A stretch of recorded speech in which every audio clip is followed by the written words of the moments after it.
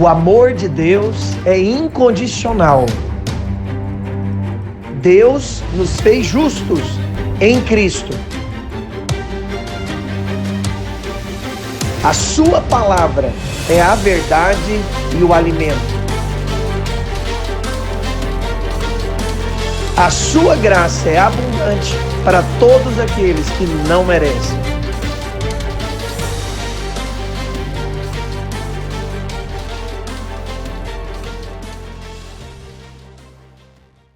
Olá, bom dia, que a graça abundante e a perfeita paz esteja sobre o seu coração, amém? Que hoje você possa receber essa palavra. Hoje eu vou falar sobre o cerne do Evangelho. Cerne é uma palavra que significa núcleo, ou seja, hoje nós vamos falar do núcleo do Evangelho, daquilo que de fato é o verdadeiro Evangelho.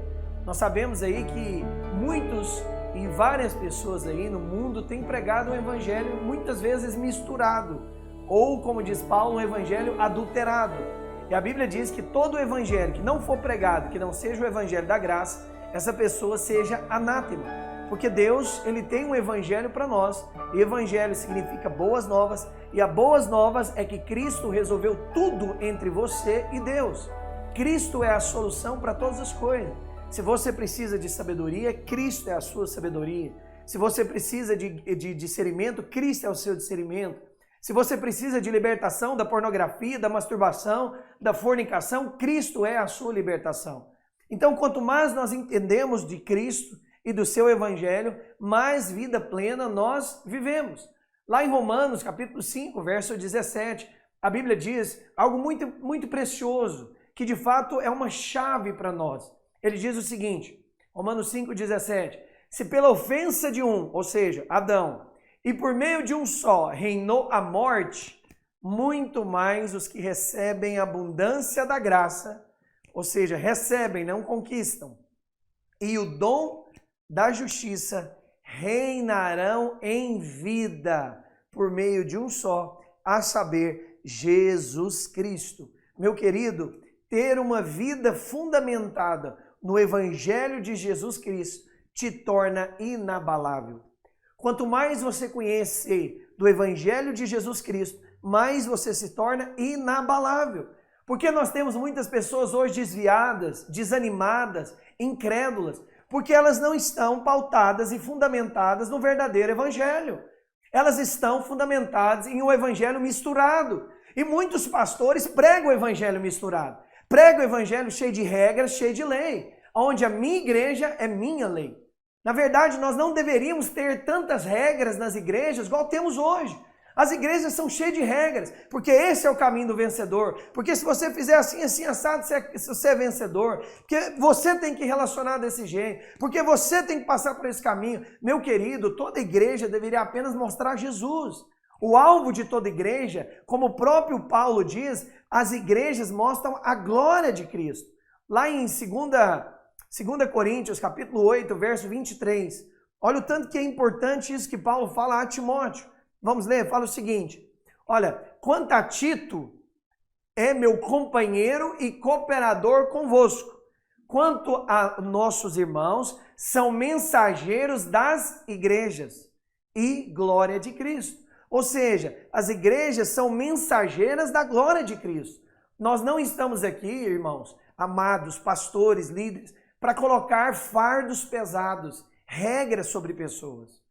E muitas pessoas hoje estão desanimadas porque elas de fato elas não conseguem caminhar e cumprir todas as regras que é colocado. Porque tem jejum de tal dia, tem vigília em tal dia, tem reunião em tal dia, tem isso naquele dia, tem isso naquele dia, e tem que pagar o preço, e tem que fazer isso. E muitas pessoas acabam se cansando, porque a lei mata. A Bíblia é muito clara nisso, a lei mata, mas o Espírito vivifica. Nós, líderes, homens de Deus, nós temos que ensinar o povo a ser guiado pelo Espírito. Nós não temos que ensinar regras. Uma vez mesmo, encontrando com uma amiga minha, ela é pastora de uma igreja junto com o seu marido, e ela mesma falou que ela começou a conversar com uma irmã que se converteu na igreja dela, e essa irmã vivia amaziada. Ou seja, ela estava vivendo com um homem que não era do casamento dela, ela já tinha separado e estava vivendo com o namorado. Dentro de casa. Mas ela não chegou já falando sobre isso. Irmã, você tem que separar desse cara. Ou separa ou casa. Não, porque o nosso alvo não é colocar regras sobre as pessoas. Nosso alvo é apontar e mostrar Cristo. E nisso eu admiro muito João Batista. A Bíblia diz quando João Batista lá estava batizando as pessoas e os fariseus vieram até ele e perguntaram para João Batista: João Batista, quem é você? Por que tu batizas? Por que você está batizando, João Batista? E ele falou: olha, eu estou aqui só para que se cumpra a palavra de que eu estou preparando o caminho. Mas vem aquele, eu batizo em água, mas vem aquele que vai batizar no Espírito e vai batizar no fogo. Eu não sou Cristo, eu só sou a voz que clama do deserto. Meu querido, nós não somos dono da vida de ninguém. Para de querer mandar na vida das pessoas. Que hora ela acorda, que jejum ela faz, o que ela tem que fazer. Isso é regra, isso é lei. Paulo, em nenhum lugar das suas cartas, ele fala para as igrejas criarem leis. O que Paulo sempre mostra para todas as igrejas é Jesus. Quando você pega, por exemplo, em Gálatas, Paulo mostra a diferença entre a lei e a graça. Depois fala do fruto do Espírito e das obras da carne. Efésios, Paulo fala de o que temos quando estamos assentados com Cristo e a prática dessa vida cristã. Você vai ver que o próprio Paulo não coloca regras na sua carta. Ele não se vê alguém propício ou chamado para declarar regras sobre as igrejas. Aí você fala, Roger, mas lá em Coríntios ele falou para as mulheres usar véu.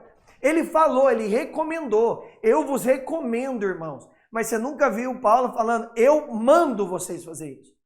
Nós temos que tomar certo cuidado, porque a Bíblia diz que os pastores eles estão para alimentar as ovelhas, e não para manipular elas, e não para decidir a vida delas. Você sabe, um homem de Deus, uma mulher de Deus, ele sempre vai levar as pessoas a depender de Cristo. Ele sempre vai levar as pessoas a buscarem a Cristo. Ah, pastor, eu queria mudar de cidade. Irmão, ore. Mas aí quando o pastor não tem esse discernimento, o que fala? Não, irmão, a igreja está precisando de você.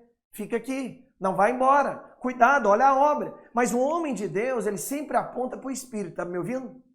O homem de Deus sempre vai te levar para as coisas do Espírito. Sempre vai te levar a depender do Espírito.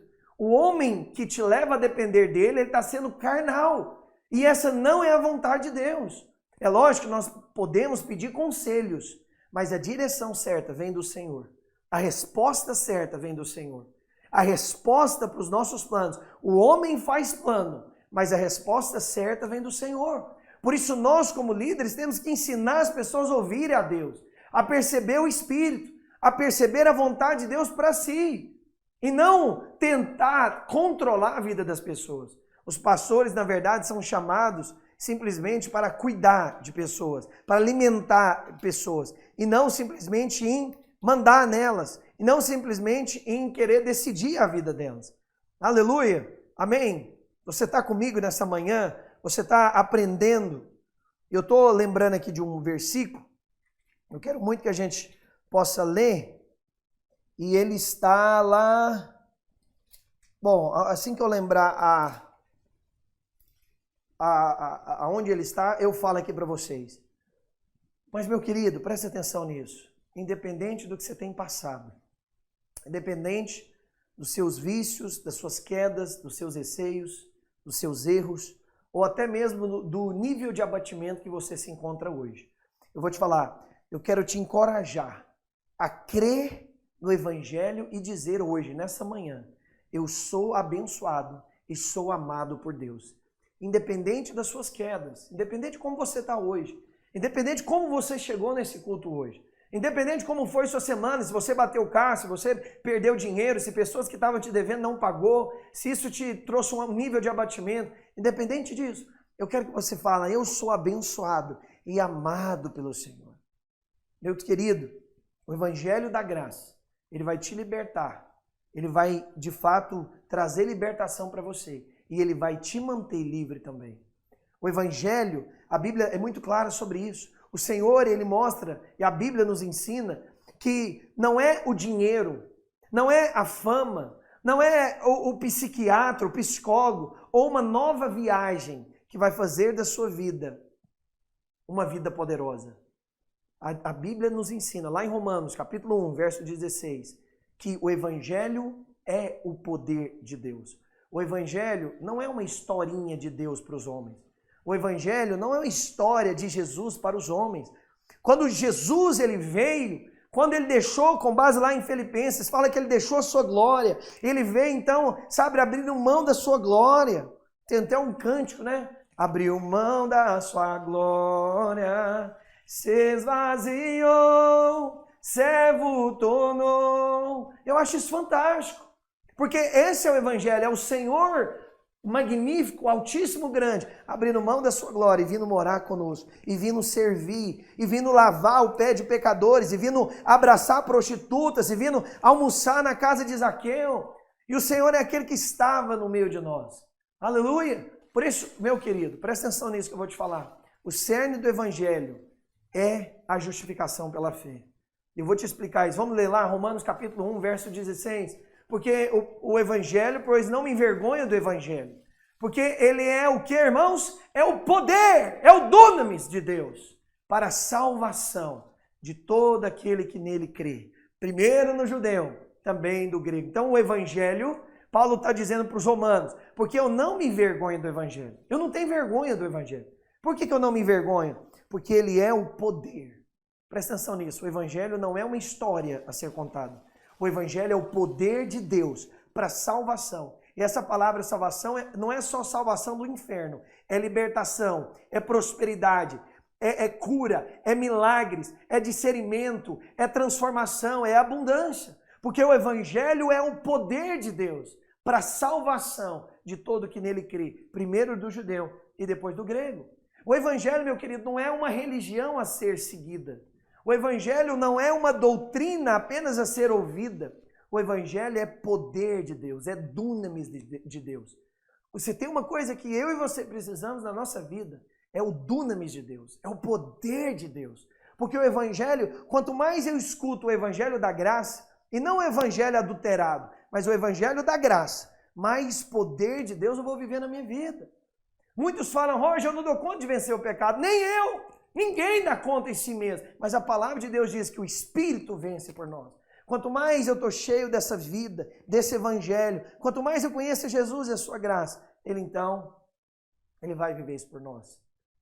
Eu vou te falar, talvez se você hoje está cansado espiritualmente, lá em Mateus capítulo 11, verso 30, a Bíblia diz o seguinte, Jesus está falando, porque o meu fardo, vamos ler?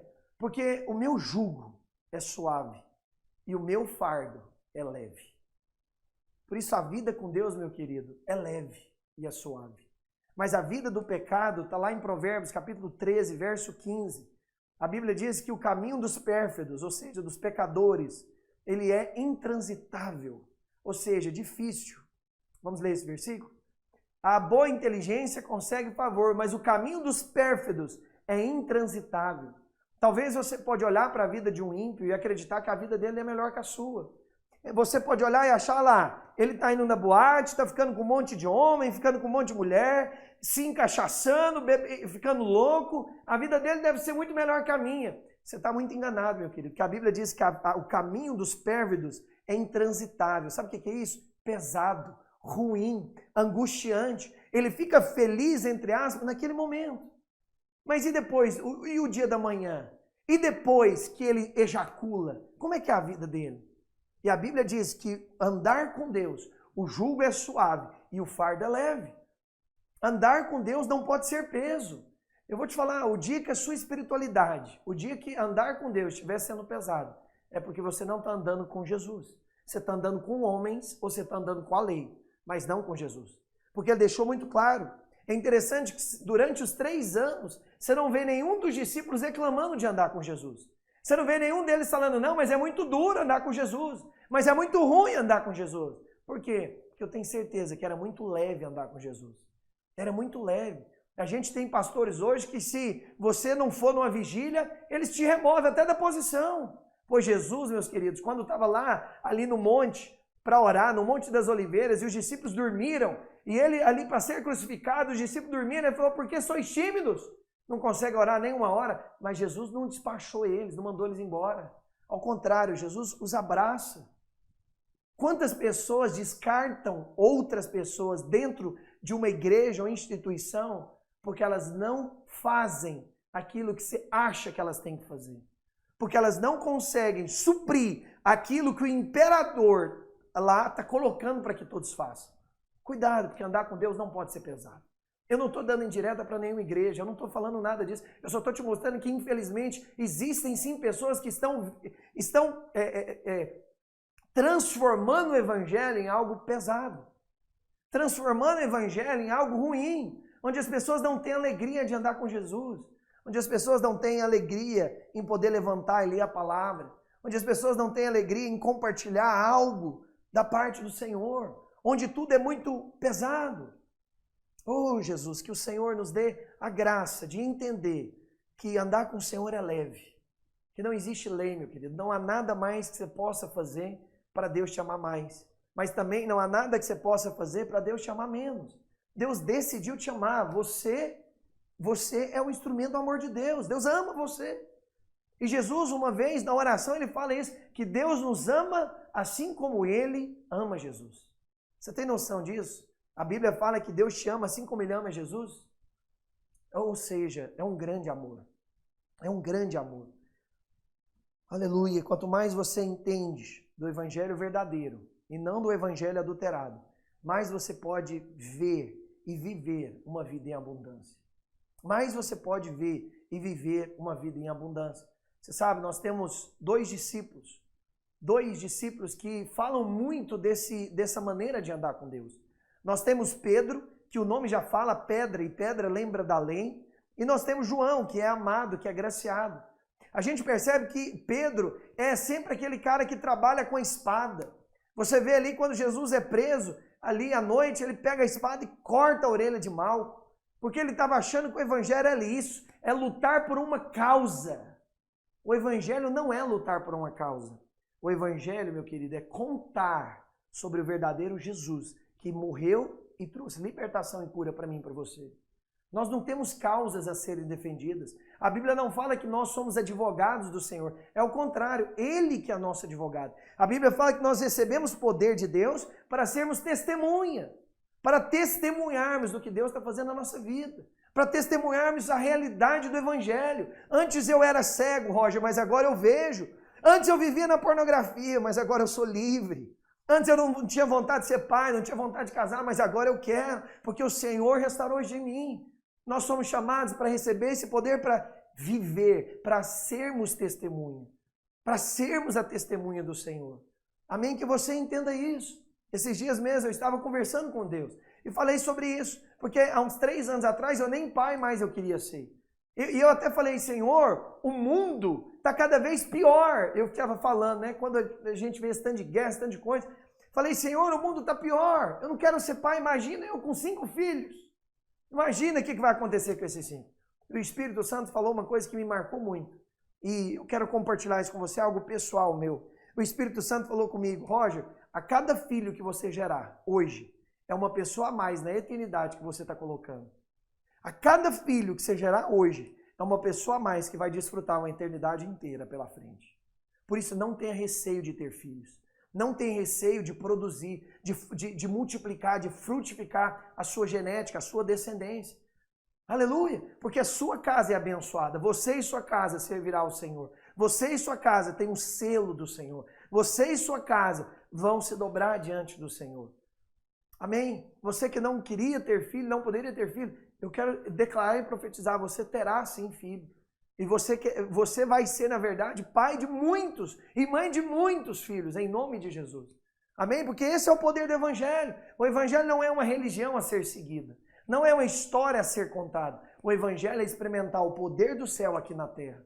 O Evangelho é viver aqui na terra como vivem lá no céu. Esse poder de Deus. Aleluia! E aí, continuando, porque o Evangelho é essas boas novas.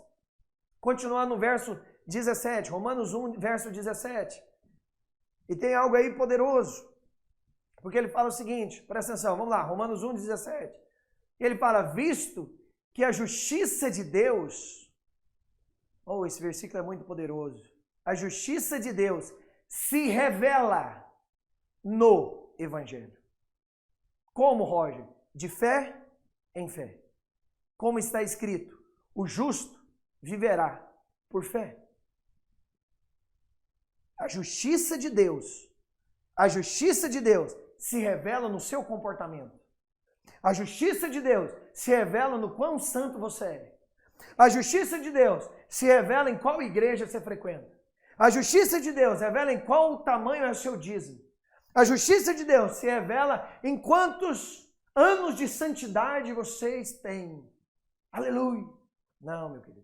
A Bíblia diz que a justiça de Deus se mostra, se revela no Evangelho. Deus se revela a sua justiça no Evangelho. Isso é poderoso. Você é justo, não por causa do seu comportamento, mas porque Jesus te fez justo. Nós não estávamos lá no Jardim do Éden e herdamos o pecado. Assim também, nós não estávamos lá no Getsemane, nem no Calvário, e nós herdamos a justiça. Por um homem entrou a ofensa, por um homem também entrou a justiça. E Cristo resolveu abrir mão da sua glória para justificar a sua vida. Por isso, nem quando você peca, você deixa de ser justo, porque você nunca foi justificado pelas obras. Então você não deixa de ser justo quando você peca. E quanto mais você conhecer desse evangelho, o evangelho da graça, não o evangelho adulterado, inventado, misturado, mais você vai reinar em vida.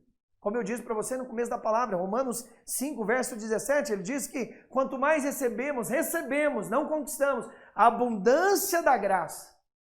E quanto mais recebemos a justiça de Deus, o dom da justiça, mais reinaremos em vida. Mais reinaremos em vida. E aí eu te pergunto, se o evangelho de Deus é poder, por que algumas pessoas não experimentam viver uma vida poderosa? Por que algumas pessoas, de viver de glória em glória, elas vivem de queda em queda?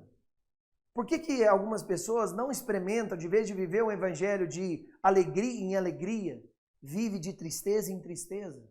Por que algumas pessoas não experimentam o evangelho de avançar, de crescimento? Ao contrário, cada vez mais, cada ano que passa, pior vai ficando, emocionalmente, financeiramente.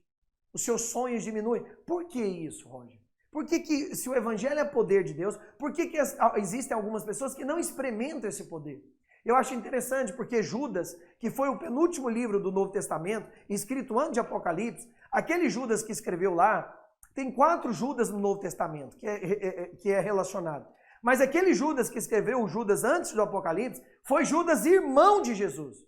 Ele era filho de Maria com José. E ele escreve a carta lá de Judas. E lá na carta de Judas, que ele escreve, né, Judas escrevendo, ele fala que ele queria muito compartilhar sobre a salvação. Mas aí no verso 3, lá de Judas, ele fala algo muito poderoso. E ele explica por que existem pessoas que não estão vivendo uma vida extraordinária no Evangelho. Vamos ler o que ele fala? Ele fala o seguinte: amados, embora eu empregava toda diligência para escrever-vos acerca da nossa comum salvação. Ou seja, Judas queria falar sobre salvação. Judas queria falar desse poder de ser salvos pelo irmão dele, Jesus. Aí ele fala, mas me senti obrigado a corresponder-me convosco, exortando-vos a batalhardes diligentemente pela fé que uma vez por todas foi entregue a santos. Ou seja, o que separa o evangelho verdadeiro dos demais evangelhos? O que está faltando, Roger, para de fato eu viver esse poder de Deus na minha vida, em todas as áreas da minha vida? O que falta na minha vida, Roger, para eu viver isso?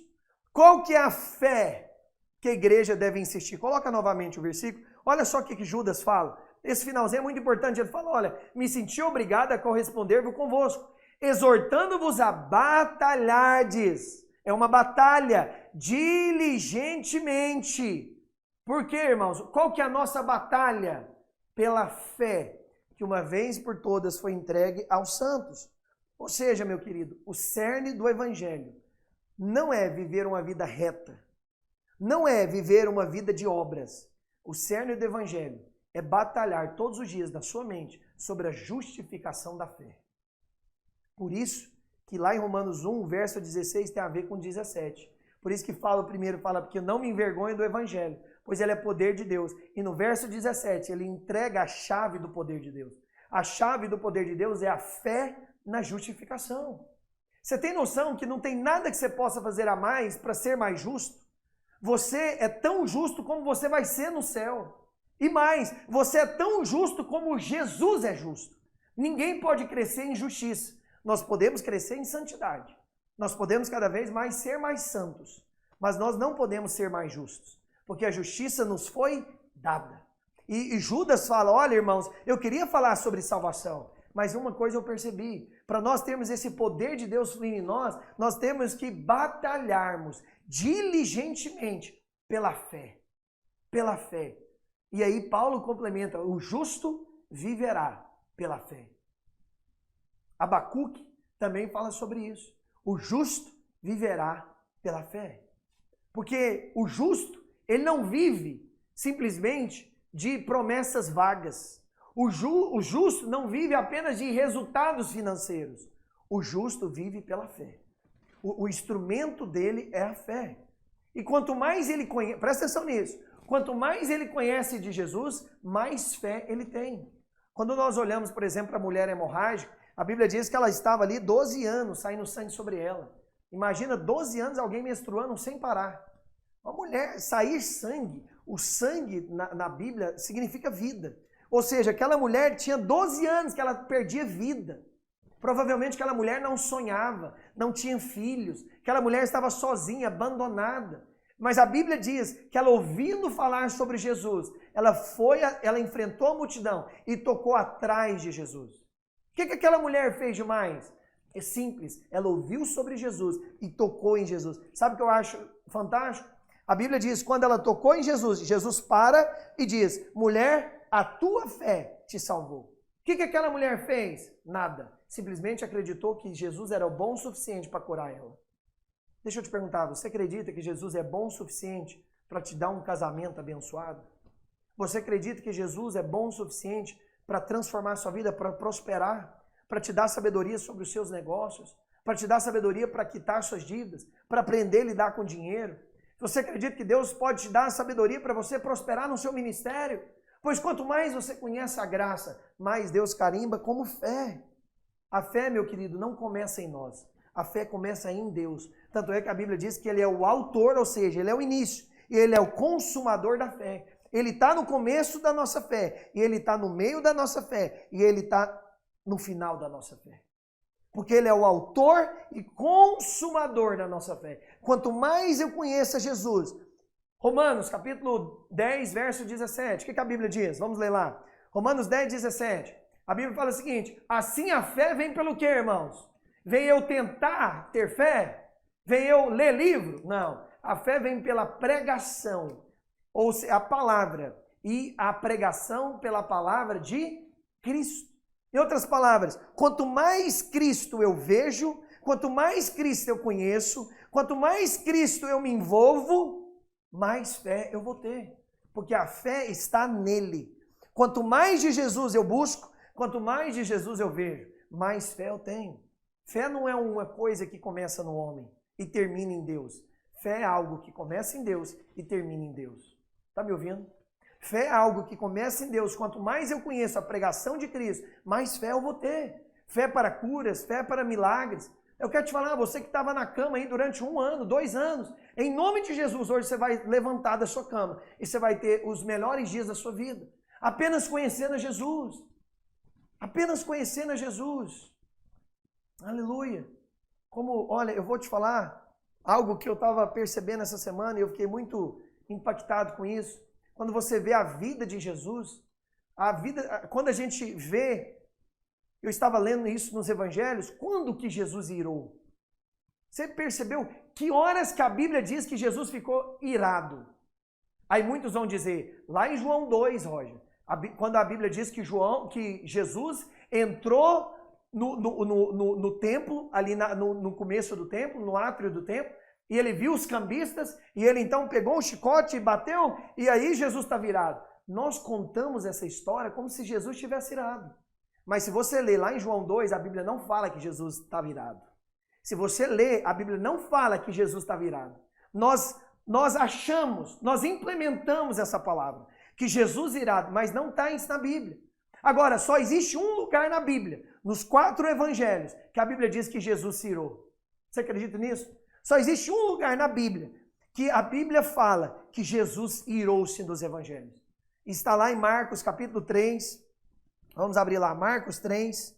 É o único lugar que a Bíblia diz que Jesus se irou. Marcos capítulo 3. Pega a sua Bíblia para você aprender, para você anotar. Verso 1. Olha só o que a Bíblia diz. De novo entrou Jesus na sinagoga e estava ali um homem que tinha ressequido uma das mãos. E estava observando a Jesus para ver se ele curaria no sábado, a fim de acusarem. E disse-lhe Jesus ao homem da mão ressequida: vem para o meio. Interessante isso, né, Jesus? Ele não pega o homem da mão ressequida e fala o seguinte: vem aqui para o cantinho, vamos fazer. Não, ele fala o seguinte: vai lá para o meio, eu quero ser bem no meio. Eu quero ser bem no meio, sabe por quê? Porque quando Deus ele resolve fazer o seu milagre, ele quer mostrar para todo mundo que ele é Deus na sua vida, ele te coloca bem no meio. Verso 4: então lhes perguntou, os fariseus ali, né? É lícito nos sábados fazer o bem ou fazer o mal? Jesus, na verdade, ele perguntou para os fariseus, né? É lícito nos sábados fazer o bem ou fazer o mal? Salvar a vida ou tirá-la? Mas eles ficaram em silêncio. E aí é interessante, porque aí Jesus fala, verso 5, olhando-os ao redor, indignado e conduído com a dureza do seu coração, disse ao homem: estende a mão. E estendendo a mão lhe foi restaurada. Essa palavra aí, indignado, é uma palavra no original aí, grego. Ela significa irado. É a única vez na Bíblia que Jesus se ira nos evangelhos. E eu vou te falar, por que Jesus se irou nesse momento? Porque os fariseus queriam impedir a graça de Deus fluir naquele rapaz. Se tem uma coisa que deixa Deus irado, é quando a graça de Deus é impedida por fariseus e religiosos na vida da pessoa. E algo que eu acho interessante é que no capítulo Efésios, abre lá a sua Bíblia, Efésios 4, no verso 30. Olha o que a Bíblia diz. Efésios 4, verso 30. E não entristeçais o Espírito de Deus, no qual fostes selado.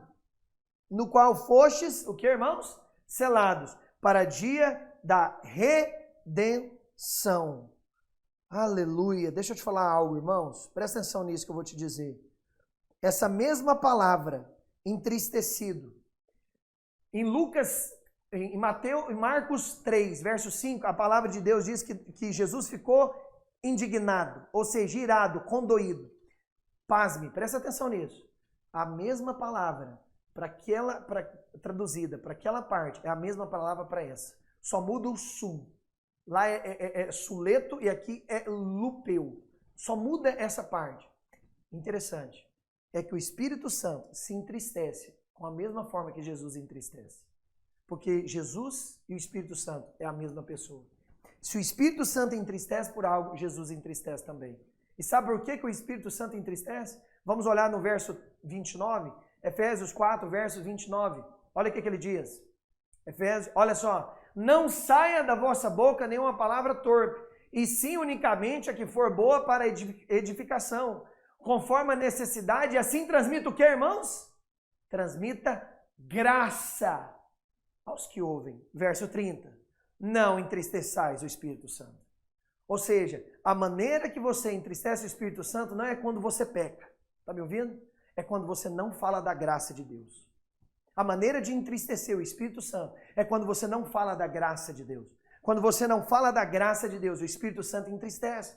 Porque Jesus morreu para isso. Jesus morreu para que tenhamos vida e vida em abundância. E por isso que Judas fala que nós devemos diligentemente batalharmos pela fé. Mas que fé é essa, Roger? A fé na justificação. A fé na justificação pela fé. A partir do momento que eu sou justo em Deus, com certeza grandes coisas vão acontecer na minha vida. Uma pessoa só se torna justa diante de Deus unicamente quando ela tem fé em Jesus Cristo. Quando ela tem fé em Jesus Cristo. Esse é o cerne do Evangelho. o que separa o evangelho da graça de todos os demais evangelhos. Os outros evangelhos nós temos que fazer para agradar a Deus. Mas no evangelho da graça, Deus já está grato. Deus já está agradável por nós. Deus já se agrada por nós. Amém? Essa semana, eu estava lendo, esses dias, me dediquei um pouco a estudar sobre as 5 ofertas de Levítico. São 5 ofertas lá. Primeiro, o holocausto. Depois nós temos lá a oferta dos manjares. Depois a oferta pacífica ou pacificadoras. Oferta pela culpa e oferta pelo pecado. É interessante que todas essas ofertas, elas terminam com isso. E subiu como aroma agradável ao Senhor. Por que subiu como aroma agradável ao Senhor? Porque resolveu o problema. Deixa eu te falar uma coisa. Quando Jesus falou está consumado, ele resolveu o problema seu com Deus. Ele resolveu o problema meu com Deus. Ele resolveu o nosso problema com Deus. Você pode ter problema com a sua mãe, você pode ter problema com seu pai, com antigos sócios, com muitas pessoas. Mas uma coisa eu te falo que é impossível acontecer, você ter problema com Deus. Sabe por quê? Porque Jesus resolveu a sua treta com Deus. Jesus colocou a paz entre mim e você, entre eu e você e Deus. O que nos separava entre nós e Deus, Jesus fez essa paz. Eu não sou contra, meus queridos, viver uma vida reta, viver uma vida de santidade, mas esse não é o cerne do Evangelho. O cerne do Evangelho não é guardar regras, não é guardar leis. O cerne do Evangelho não é condutas. O cerne do Evangelho é a justificação pela fé. A partir do momento que eu entendo isso, eu vou batalhar. Interessante que essa palavra, a palavra traduzida ali para diligentemente batalharmos, é uma palavra só no grego, no original. Essa palavra, ela chama epagonosomai. E essa palavra, inclusive, traz a raiz da nossa palavra agonizar. E o que é agonizar? Em outras palavras, Judas está falando, agonize-se na fé. Em outras palavras, não abra mão de você andar todos os dias confessando a justificação pela fé. Agonize, não abra mão de declarar que você é justo pela fé. Quando você pecar, levanta-se e fala, eu sou justo pela fé.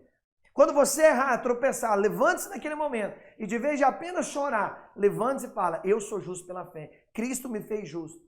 Cristo, eu sou a justiça de Deus em Cristo Jesus. Meu querido, o que faz nós experimentarmos esse poder de Deus é o Evangelho. É o Evangelho. O Evangelho, a Bíblia diz que o justo vive de fé em fé. Ou seja, todos os dias nós vamos viver de fé em fé. Porque a justiça de Deus se revela no Evangelho de Deus. E você pode perguntar, Roger, o que libera as bênçãos de Deus na minha vida? O que libera essas bênçãos de Deus na minha vida? Meu querido, o Evangelho verdadeiro faz toda a diferença em sua vida. Porém, crer erroneamente vai gerar em você morte e desânimo. Se perguntar para a maioria dos crentes, ou de pessoas normais também, perguntar para ela, fala, rapaz, o que libera as bênçãos de Deus na sua vida? Seja sincero, olha aqui para mim, presta atenção nisso que eu vou te falar. Se te perguntarem o que libera as bênçãos de Deus na sua vida, o que a maioria fala? Uai, Roger, é simples. Se você obedecer às leis de Deus, se você obedecer a Deus e viver uma vida reta, Deus abençoa. Isso é a resposta da maioria das pessoas. Se você obedecer a Deus e viver uma vida reta, Deus te abençoa. Mas essa não é a resposta do Evangelho. Porque a Bíblia diz que Deus abençoa quem não merece.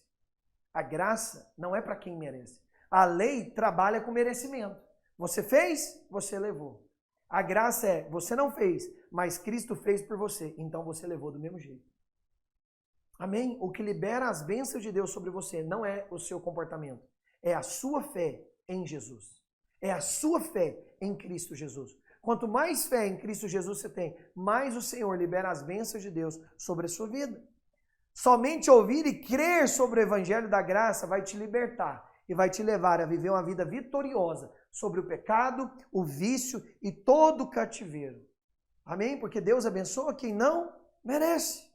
Agora, o adversário, que é o diabo, ele é astuto.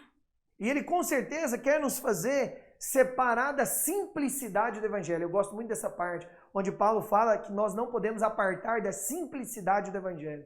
E o diabo é astuto, ele vai querer fazer eu e você separarmos da simplicidade do evangelho, colocando um monte de regras e pesos. É interessante, lá em Romanos capítulo 10, do verso 1 ao verso 3, Paulo fala sobre isso. Fala de pessoas que têm zelo, mas não pelo que Deus tem zelo. Vamos ler? Irmãos, o bom desejo do meu coração e oração a Deus por Israel é para a sua salvação. Verso 2. Porque eles dão testemunho de que tem zelo de Deus, zelo por Deus, mas não com entendimento. Verso 3. Porquanto, não conhecendo a justiça de Deus, eles procurando estabelecer a sua própria justiça. E então eles não se submeteram ou sujeitaram à justiça que vem de Deus. O diabo sabe que o homem tem algo que se chama orgulho. E ele vai canalizar esse orgulho no zelo com uma direção errada. E as pessoas, elas acreditam que elas são zelosas quando elas guardam os mandamentos, quando elas guardam a lei de Deus, aí elas acreditam que elas estão vivendo o zelo de Deus. Mas Paulo fala que assim como os judeus, aquelas pessoas que querem ter zelo de Deus, mas querem estabelecer a justiça com a sua própria mão, ela está tendo um zelo sem entendimento. Ela está tendo um zelo sem entendimento. Porque a Bíblia diz que a justificação pela fé é esse cerne, essa segurança do evangelho. Meu querido, eu sei que quando você casa, pode ter dias que a sua esposa levanta de mau humor. Pode ter dias que o seu marido levanta de mau humor. Mas eu quero te falar uma coisa, Deus nunca levantará de mau humor contra você. Deus nunca vai fechar o sorriso dele para você. Deus sempre, todos os dias que você acordar, entenda que Jesus está com um sorriso enorme para você naquele dia. Nem mesmo os seus pecados mais te afastam de Deus. Porque Jesus pagou o preço para que até os seus pecados que te afastavam, não te afasta mais. Sabe o que diferencia, na verdade, uma pessoa que cada vez mais cresce em Deus? É a fé em Cristo. É o descanso em Cristo Jesus. É saber que por mim mesmo eu não consigo guardar, eu não consigo ser, mas Cristo em mim Cristo em mim consegue guardar. Por isso que Judas fala para batalharmos diligentemente, todos os dias. Porque o diabo vai te acusar. Porque você não orou o suficiente. Porque você não lê a Bíblia o suficiente. Porque você prega sobre casamento, mas você mesmo é referência no seu casamento. Porque você fala sobre ser homem de Deus, mas quantas vezes você não pega lá no seu Twitter, no seu Instagram e vê umas fotos que não deveria?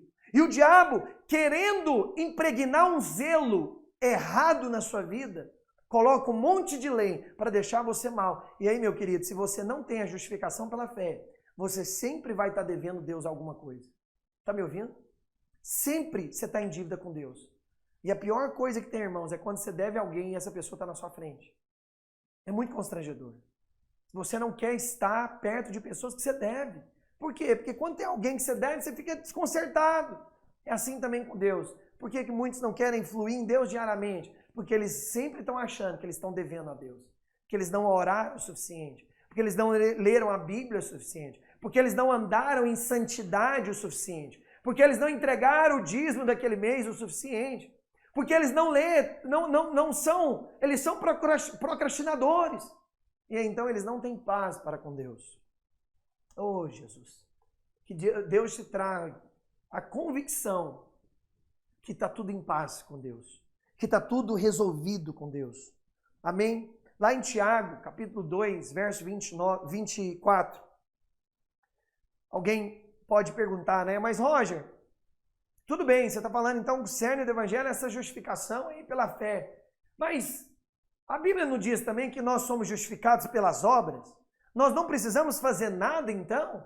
Nós não precisamos então fazer nada? A justificação é só pela fé? Vamos entender então. Tiago capítulo 2, verso 24, olha o que ele diz. Verificais que uma pessoa é justificada por obras e não por fé somente. Aí você chega para mim e fala o quê? Aí, Roger, tá vendo? Então, Tiago está falando que o homem também é justificado por obras e não só por fé. Mas, meu querido, quando o Tiago está falando sobre isso, é que Tiago está falando que o homem é justificado não só por fé, mas por obra diante aos homens. E eu vou te provar isso. Eu vou te provar. Senta aí na sua cadeira para você segurar essa revelação em nome de Jesus. Muitos pregam esse versículo tirado do contexto e colocam um peso para você. Porque se você não tiver obras, você também não é justificado. Porque a fé sem obras é morta. E eles não entendem o que esse versículo, na verdade, está falando. E o que Tiago está falando é o seguinte. Aí ele vai usar duas pessoas para dar exemplo. Ele vai usar Abraão e vai usar Raabe.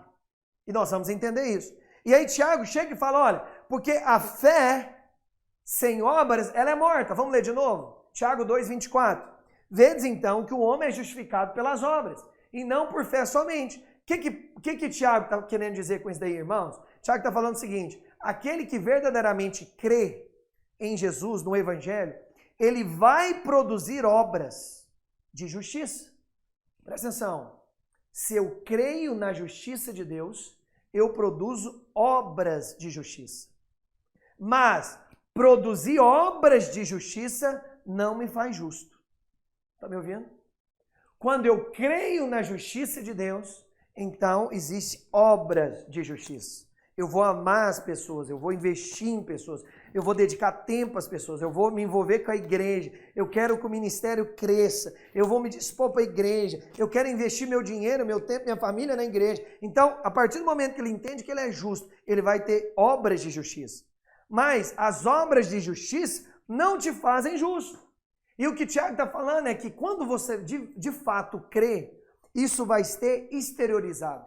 Você também vai ser justificado diante dos homens. Porque é muito simples falar que você crê na prosperidade, mas não é generoso com as pessoas. É muito estranho quando você diz que o Senhor é seu pastor e na primeira conta que não consegue talvez ter o dinheiro, você se descabela. Então o Tiago está dizendo o seguinte, se você de fato crê, vai ter obras produzidas a partir da sua crença. Vai ter obras produzidas a partir da sua crença. Lá em Mateus, capítulo 5, verso 16, Jesus ele fala algo interessante. Ele fala o seguinte, assim resplandeça. Diante do que, irmãos? Assim brilhe ou resplandeça a vossa luz diante dos homens, para que vejam as vossas boas obras e glorifiquem o vosso Pai que está no céu. Jesus, esse versículo complementa isso aqui. Ou seja, Jesus está falando, olha, deixa que as pessoas vejam as suas obras. Deixa que as pessoas olhem a sua crença. Que a sua crença seja exteriorizada e as pessoas possam enxergar a sua crença. Aleluia. Aleluia. Vamos ler lá. Tiago 2, verso 15. Olha o que diz. Tiago 2, verso 15. Se o irmão ou uma irmã estiverem carecidos de roupa e necessitados do alimento cotidiano, e qualquer dentre vós lhe disser, ide em paz, aquecei-vos e fartai-vos, sem contudo lhes dar o necessário para o corpo, qual que é o proveito disso? Assim também, a fé, se não tiver obras, por si só está morta. Meu querido, o que o Tiago está dizendo é que não é que fé mais obra é igual justiça. Não, não. O que o Tiago está dizendo é que fé é igual obras. Entendeu? Não é somado da justiça. É que fé, a partir de que você crê, confessa, isso vai produzir obras. Então, por isso que ele fala que a fé com obras é justificada. Não diante de Deus, porque Deus não aceita a justiça humana, mas sim diante dos homens. As pessoas, quando elas veem nossas atitudes, isso justifica se somos crentes ou não. Quando você vê alguém que talvez matou, abusou, roubou alguma coisa, você duvida da fé dela. Por quê? Porque as obras não estão batendo com a fé. Mas quanto mais você envolve com as coisas de Jesus, mais obras que glorificam a Deus você vai demonstrar. Amém? E é interessante porque as pessoas não podem ver com os olhos físicos que você foi justificado pela fé. Mas elas podem ver que Deus te tornou justo. Como? Elas condenam ou justificam você através das suas obras. Então, a maneira que você posiciona diante das pessoas, elas falam, cara, esse cara parece homem de Deus. Então, as obras que o Tiago está falando são essas obras. que são derivadas de uma fé saudável no verdadeiro evangelho. No verdadeiro evangelho. E é interessante porque Tiago, ele continua, né? Vamos ler lá, Tiago 2, verso 21. Tiago 2, verso 21.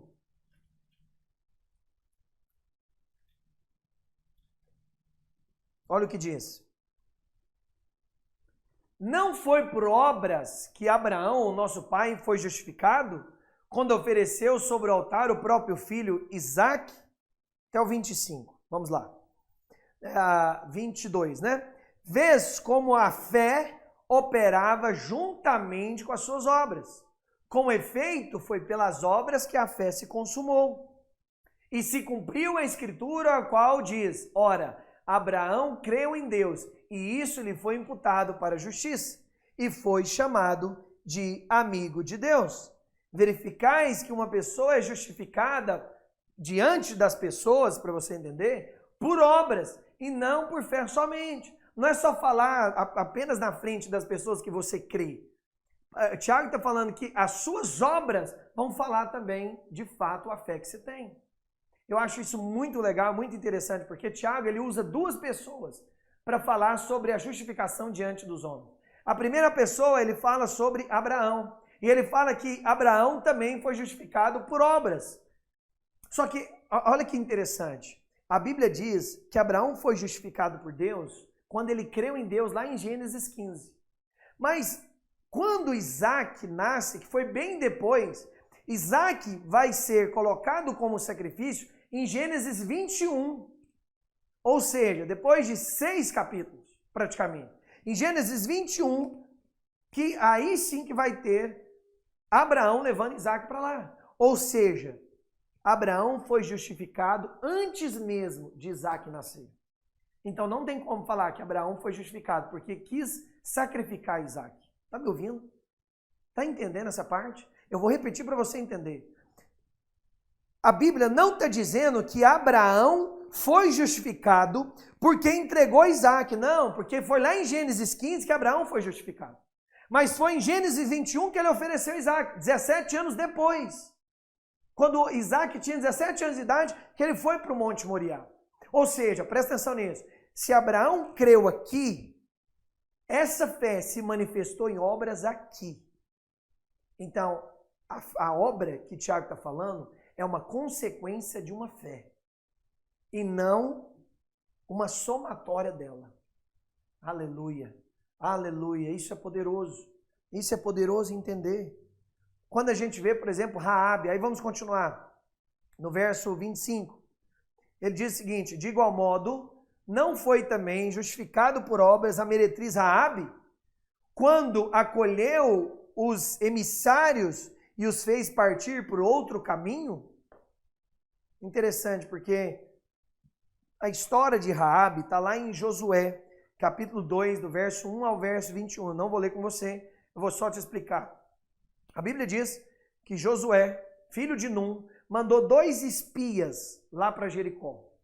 E aqueles 2 espias, eles conseguiram subir ali nas grandes muralhas de Jericó. E muitas pessoas moravam em cima das muralhas. E uma dessas pessoas era Raabe. E a Bíblia diz então que esses 2 emissários ou espiãos entraram na casa de Raabe e falaram com Raabe. Mas a Bíblia diz que a história desses 2 espiãos se espalhou entre as pessoas de Jericó. E o rei de Jericó mandou ir lá na casa de Raabe para ver se esses espiões estavam lá. Quando Raabe descobriu que aqueles servos do rei estavam chegando, Raabe mandou eles esconder em cima da casa e ficar calado. E a Bíblia diz então que os servos do rei foi lá e perguntou para Raabe, Raabe, eles estão aqui? E a Bíblia diz que Raabe mentiu. Porque a Bíblia diz que Raabe falou o seguinte, olha, eles vieram até aqui, mas eles já foram embora. Eles foram muito rápido. Provavelmente eles já foram embora. Vocês podem ir por esse caminho, que é bem provável que vocês consigam até pegar eles. Mas na verdade eles estavam lá em cima, no eirado, guardado por Raabe. E a Bíblia diz então, quando esses servos do rei foram embora, Raabe pediu para eles descer e falou o seguinte, olha, era melhor vocês ir embora. Eu vou descer vocês por um cesto aqui. Vocês descem e vai embora para o outro lado que eu dei a direção para eles irem. E daqui 3 dias, vocês continuam então o caminho para vocês. Ou seja, Raabe mentiu para acolher 2 homens de Deus na casa dela. Só que Raabe, sendo uma prostituta, ela também se converteu. Porque quando a gente olha, eu quero ler esse verso, lá no verso 9, Josué 2, verso 9, a Bíblia diz que Raabe fala do Senhor como Jeová, como Yahvé. E ela fala sobre isso, olha só o que ela fala. Ela diz o seguinte, e eles lhe diz, bem sei que o Senhor vos deu essa terra, e que pavor que infundis caiu sobre nós, e que todos os moradores da terra são desmaiados. Não, Josué 2, verso 9, você colocou? Josué 2, verso 9. Deixa eu abrir aqui na minha Bíblia.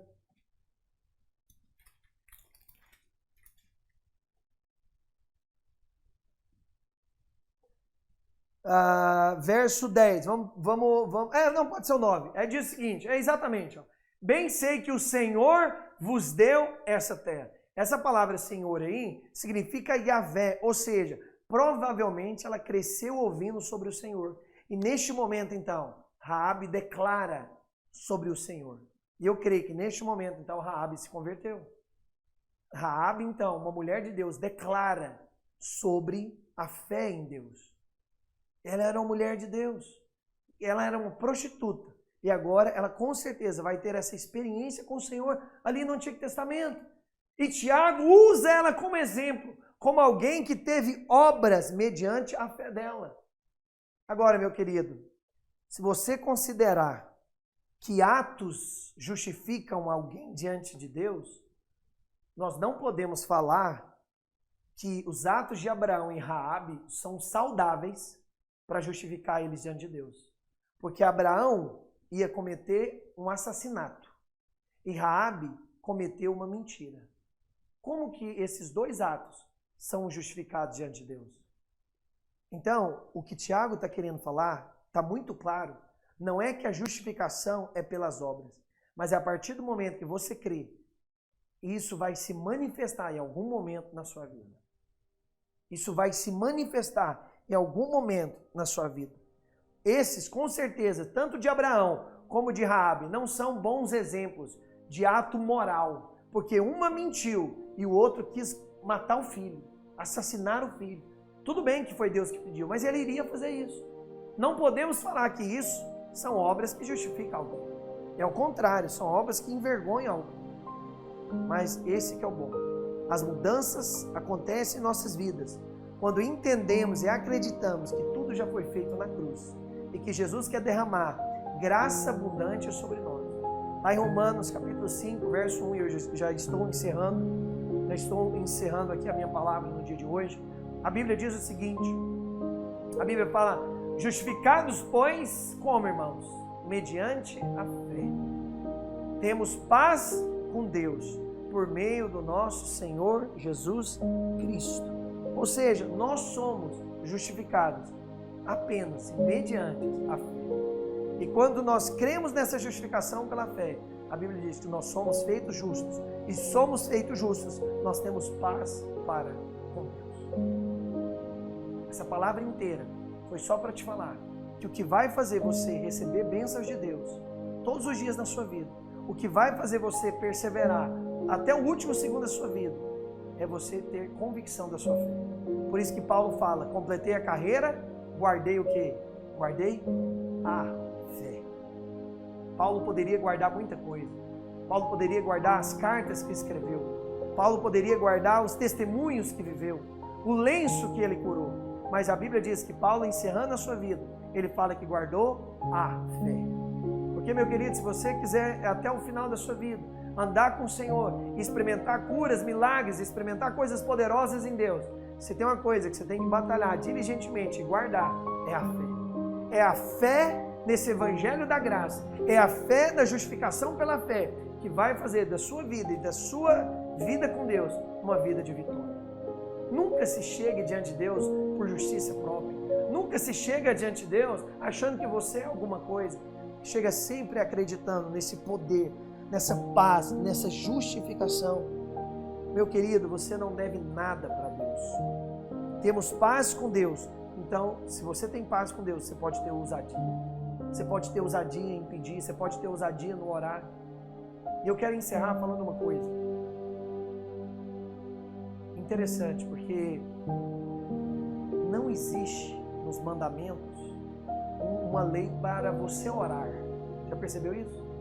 Nos 613 mandamentos de lei moral, civil e cerimonialista, não tem lá, vai orar, orará, não existe. Tem um monte de lei, mas não tem sobre orar. Sabe por quê? Porque a oração é apenas pela graça. A oração é uma coisa que acontece só quando você conhece a graça. Porque quando você ora, você pede. E quando você pede é porque você reconhece que alguém é maior do que você. Porque diz a Bíblia que o superior é que abençoa o inferior. Então a oração, ela faz parte da graça. A oração faz parte da graça, porque só pede quem é humilde. Só pede quem entende que o Senhor pode dar. Só pede quem tem ousadia para entrar no Santo do Santo. Quem acredita que Jesus o justificou. Então, se você acredita, você entra com ousadia e você ora. Por isso eu vou te falar, quem ora é quem acredita na graça de Deus. Pessoas que não oram é porque eles não acreditam na graça de Deus. Eles acreditam que se eles estudarem muito, se eles largarem a pornografia, aí sim eles estão aptos a ser um grande pastor na igreja. Mas eles não entendem que, na verdade, a oração é a parte mais difícil, mas também é a parte mais necessária na vida do homem de Deus. Entende? Porque só ora quem entende a graça. Só ora quem entende a graça. Ele chega e fala, Senhor, eu não posso, eu não mereço, mas o Senhor pode, o Senhor merece. Por isso, me dá. Por isso faz. Por isso restaura. Por isso transforma. Por isso muda. Só ora quem entende da graça. Aleluia. Quero orar por você. Se você entendeu essa palavra, se ela fez sentido para você, se você entendeu plenamente o cerne do Evangelho. Meu querido, se você quer viver por muitos anos com o Senhor e ter muita alegria, muita paz em viver com o Senhor, o cerne do Evangelho é a justificação pela fé. O dia que você estiver triste, o dia que você estiver mal, desanimado ou pensando em largar tudo, lembre-se, alguma coisa está me acusando ou me condenando. Mas eu sou, levanta da sua cama e fala, eu sou justificado pela fé e não por obras. Eu sou justificado pelo que Cristo fez por mim e não pelo que eu faço com Deus ou por Deus. Essa justificação pela fé vai te fazer ser ousado em Deus e vai fazer você perseverar até o fim. Porque Jesus disse, aquele que permanece em mim e eu nele, esse dará muitos frutos. Estenda sua mão. Senhor, eu quero te bendizer e agradecer nesta manhã pela tua graça e o teu poder sobre nós. Pai, que possamos entender que somos justos não pelo que nós fazemos ou deixamos de fazer. Nós não somos justos no dia que conseguimos fazer tudo o que precisamos, tudo o que a lei manda dizer. Não. Nós somos justos porque o Senhor nos justificou. E essa paz, essa alegria que nos faz perseverar dia após dia. Pai, tira hoje, em nome de Jesus, toda culpa, toda condenação que essa pessoa que hoje escutou essa palavra. Jesus, se essa pessoa tropeçou, caiu em pecado, está desanimada, que ela entenda que o Senhor a ama demais e que nem o pecado dela mais separa ela do Senhor. Que ela possa levantar hoje com ousadia, com tranquilidade, entendendo que o Senhor não está com raiva da gente, não está com ira, não está com olhos pesados sobre nós. Ao contrário, o Senhor está conosco. O Senhor é o Deus que já perdoou todos os nossos pecados. Por isso, Jesus, eu oro, ó Deus, do meu coração, para que essa pessoa que está ouvindo essa palavra seja restaurada, Deus, o ministério, o ânimo, a alegria de andar com o Senhor, de ouvir o teu evangelho, de alimentar da tua palavra, Pai. Jesus, remove agora todo o peso da lei, toda, ó Deus, o legalismo, todo o fardo pesado, porque a tua palavra diz que o seu fardo é leve, o seu jugo é suave. Por isso, ó Deus, que haja leveza, haja tranquilidade, haja paz e ousadia em cada pessoa que está me assistindo hoje. Pai, em nome de Jesus, obrigado porque o teu evangelho não é um evangelho adulterado, mas é o evangelho da graça, o evangelho que nos faz apenas olhar para Jesus, descansar em Jesus, porque o alvo do evangelho não é sobre nós, mas sobre o seu Filho. E no seu Filho nós cremos e no seu Filho nós confiamos. Em nome de Jesus. Diga amém. Amém. Te vejo no próximo domingo.